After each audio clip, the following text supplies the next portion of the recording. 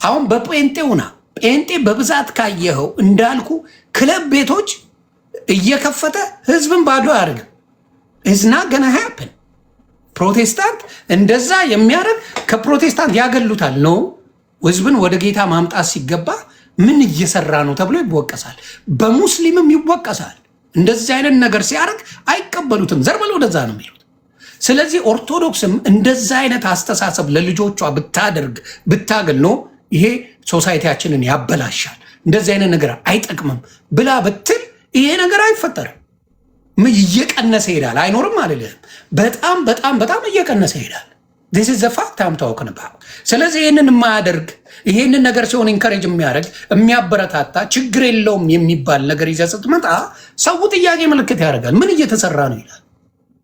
ምን እየተሰራ ነው ብሎ ይጠይቃል። ዮኒ አንተ ደግሞ የምትለው ዮኒ እስኪ አሁን ጴንጤዎችን ከስርም ስላሉ እንደው በጣም ይኸውልህ ባይዘወይ ሚዛናዊ ያልሆነ ኢሎጂካል የሆነ ወይንም ራሽናል ያልሆነ በአማርኛ ምንድነው ፍትሃዊ ያልሆነ ፍርደ ገምድል የሃይማኖት ሰዎች ነው የሚሰጡት በብዛት በተለይ ጴንጤነን የሚሉ ሰዎች ብዙ ጊዜ ማለት ነው። ኢትዮጵያ ውስጥ እኔ በጣም ጴንጤነት የምጠየፈው አንዱ እሱ ነው። ለምሳሌ አዋቂ ይመስላሉ፣ ፍርደ ገምድል ናቸው፣ ራሳቸውን አይመለከቱም፣ ወደ ውጭ ብቻ ነው የሚመለከቱት። እነሱ ቅዱስ ሌላው ኃጢአት። በመጽሐፍ ቅዱስ አንደኛው ኃጢአት ከአንደኛው ይበልጣል የሚል ተጽፏል። ለምሳሌ ዘሙት ማድረግና መስከር ወይንም ደግሞ ሌላ መግደል እንደውም ትልቁ ሊሆን ይችላል አይደለም? ትልቁ ኃጢአት ሊሆን ይችላል። የኃጢአት ሁሉ እንደውም የሰው ልጅን መግደል ነው። መዘሙትና መግደል ትልቅ ኃጢአት ነው። ትልቅ ኃጢአት ነው። ለምንድነው አብይ አህመድን ጴንጤዎች የሚደግፉት? ለምንድነው አብይ አህመድ ጦርነት አስነስቶ 1 ሚሊዮን ሰው ፈጅቷል። ይህን ሰውዬ መሪ ነው ብለው ዛሬም ይጸልዩለታል፣ ዛሬም ይደግፉታል። ቆይ ጦርነቱን ያስነሳው አብይ ነው ወይስ ሌላ ፓርቲ? አብይ ነው። አብይን ያስነሳው አብይን ያስነሳው። እኔን ደግሞ ከጠየቀኝ ራሳቸው የትግራይ ልጆች ራሳቸው ነው የተናገሩት። ራሳችን ምን ማድረግ አለብን? የራሳችንን ምርጫ በሀገራችን ላይ እናደርጋለን። ሁሉም ኢትዮጵያ የምታደርገው ምርጫ ትተው ወደ ፖለቲካው ዲቴል እንዳንገባ ነው። አጀንዳችን ሌላ ነው። እነሱ አላጠፉም አይደለም። ቆይ አንደኛ የጨረቃ ምንድን ነው የተባለው? ምርጫ ያደረጉ የኢትዮጵያ አላደረገችም። እነሱ ለብቻቸው ምርጫ አደረጉ። የራሳቸውን ወያኔን መርጠናል አሉ፣ ክሌም አደረጉ። ይሄ አይሆንም። እንደ ሀገር ምርጫ የሚደረገው ሀገራዊ ምርጫ እንጂ የወድ ክልል ምርጫ አይደረግም አለ። ሁለተኛ ምን አሉ?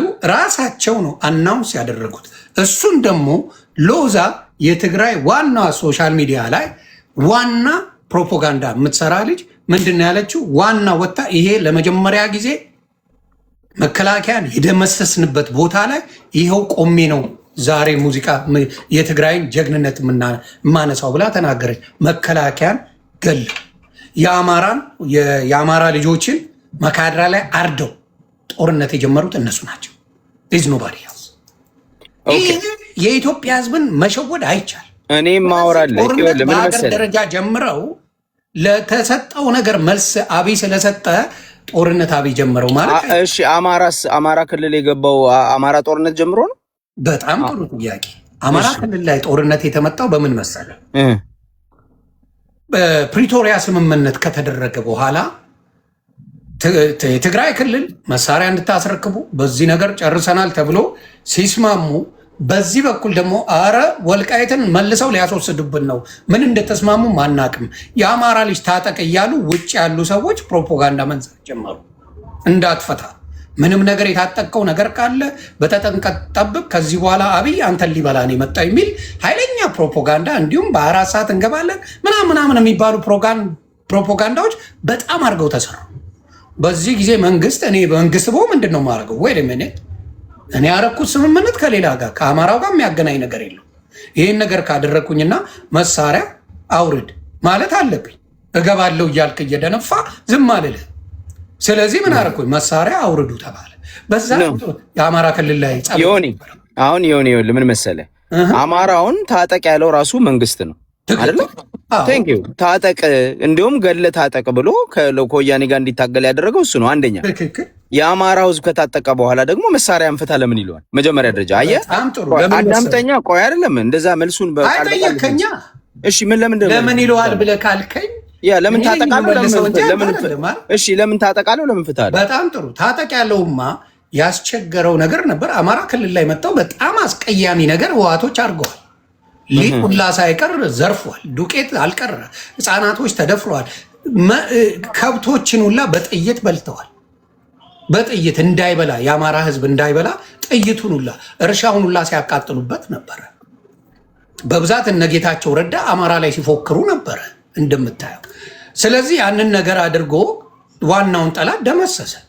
ዋናው ጠላት ከተደመሰሰ በኋላ ወደ ስራቸው እንዲሄዱ ነው አብይ የፈለገው። የአማራ ህዝብ ወደ ስራው ወደ ግብርናውም ወደ ምኑም አድርጎ ስራው እንዲሰራ ነው የፈለገው። አይ መሳሪያውን ተቀብያለሁ አንዴና ከዚህ በኋላ ደግሞ ወደ ሌላ ገባለው ካልክ እንደ መንግስት ምንድን ነው የማደርገው ነው? አሁን አንተ አስረዳ። አሁን አንተ ምን አለ መሰለህ ሐቁን እያወቅ ገልብጠህ ነው የምታስረዳኝ። አብይ የሚባል ግለሰብ አሁን ጴንጤ ነው አይደለም? ኢትዮጵያ ውስጥ ዋሸ። ውሸታም፣ አጭበርባሪ፣ ሌባ ጴንጤ ስለሆነ ማለት ነው ዋሸ። ፖለቲከኛ ነው እንጂ ፓስተር ነው እንዴ? እሱ ኖ አይደለም። ጴንጤዎች ስለሚደግፉት ነው እኔ እንደዛ የምለው። ለምሳሌ ጴንጤዎች ሙስሊም ይደግፈዋል በደንብ። አይ ነው በብዛት ግን ጴንጤዎች ይደግፉታል። ሙስሊም በጣም ነው የሚደግፈው። እሱማ ብዙ በብሔርም ይደግፈዋል። ኦርቶዶክስም ብዙ የሚደግፈው። ለምን አብይ ጴንጤ መሆኑ አሁን እሱ ላይ ለምን አይደለም እኔ የማወራው በሃይማኖት የሚደግፉትን ነው እንጂ ኦርቶዶክስ ሆኖ የሚደግፈው አለ። ልስን ትሚት አሁን የኔ ተራ ስለሆነ እኔ ፖይንቴን ሜክ ላድርግ። ይኸውልህ ኦርቶዶክስ ሆኖ የሚደግፉ አሁንም አሉ እኮ እሱ አይደለም ችግሩ። ብዙዎቹም ደግሞ ደግፈውታል።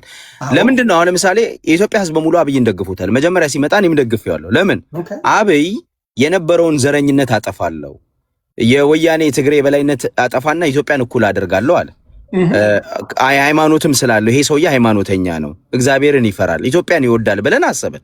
ሰውየው ግን ዘረኛ ነው፣ ሃይማኖትም በሃይማኖት የሚከላብ። አብይ ከመጣ 116 ቤተክርስቲያን ተቃጥሏል። የኦርቶዶክስ ቤተክርስቲያን 116 ቤተክርስቲያን ኦሮሚያ ክልል ላይ ተቃጥሏል። አዳምጠኝ፣ ይሄንን ውሸት አይደለም፣ ዳታ ልሰጥ ይችላል። 116 ቤተክርስቲያን ተቃጥሏል አብይ ከመጣ። ይሄ ደግሞ ስማ ኮንሲደንስ አይደለም፣ ኢንሲደንትም አይደለም። ይሄ ሆን ተብሎ የሚያስደርገው ነገር ነው። አንድ ልንገርህ። ሁለተኛ ነገር ላስረዳ።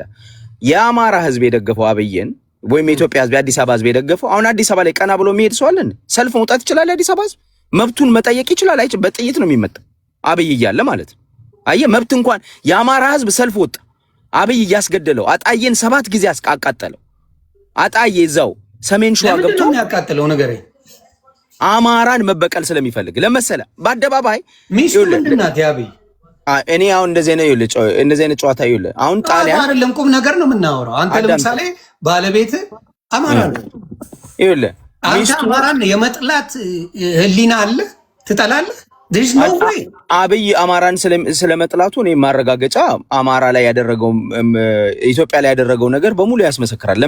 ለምሳሌ አብይ ይኸውልህ እሱን የሚያስመሰክረው ለምን መሰለህ? አሁን ኮምፕሊትሊ ከአጀንዳችን ወጥተን አብይ እኔ አሁን ፖለቲካ ውስጥ የገባ ነው ለምን መሰለህ? ኢትዮጵያ ውስጥ ያለው ተያያዥነት አለ። ሃይማኖትም ነው ፖለቲካም ነው። ባይዘው አሁን እና አብይ ያራመዱት ያሉት እኔ እያልኩ ያለሁት ምን መሰለህ? አሁን እናንተ ቅዱስ የምትጫወቱ አብሮ ያለው ቆይ አብይን ስትል አብሮ የሱ ቀንደኛ ደጋፊ ማን ነው? ኦርቶዶክስ ነው ወይስ አይደለም? አብሮት ያለው አሁንም ድረስ አሉ ኦርቶዶክሶች። ችግር እሱ አይደለም። ዋናው ማን ነው? የሱ አማካሪ ዋናው ዲያቆን ማን ነው? ዲያቆን ሳይሆን እኔም አሁን ዳንኤል ክህደት ይባላል። ዳንኤል ክህደት ይባላል። የሃይማኖት መኖሩንም እጠራጠራለሁ። ዲያቆን ዳንኤል ክብረት ይባላል። ዲያቆን አይደለም። ዲያቆን ባይዘው ዲያቆንነት ማንም አልሰጠውም። ሌባ አጭበርባሪ ነው። ተጽፎ አይቻለሁ የትም ቦታ ላይ ዳንኤል ክብረት መጽሐፍ እኮ ብዙ ሰው ጽፎ ዳንኤል ክብረትን ይኸውልህ እንደ ኦርቶዶክስ ካላየኸው አብይንም እንደ ፖለቲከኛ ይኸው እንደ ጴንጤ ብቻ አትየው። ለምን መሰለህ የማየው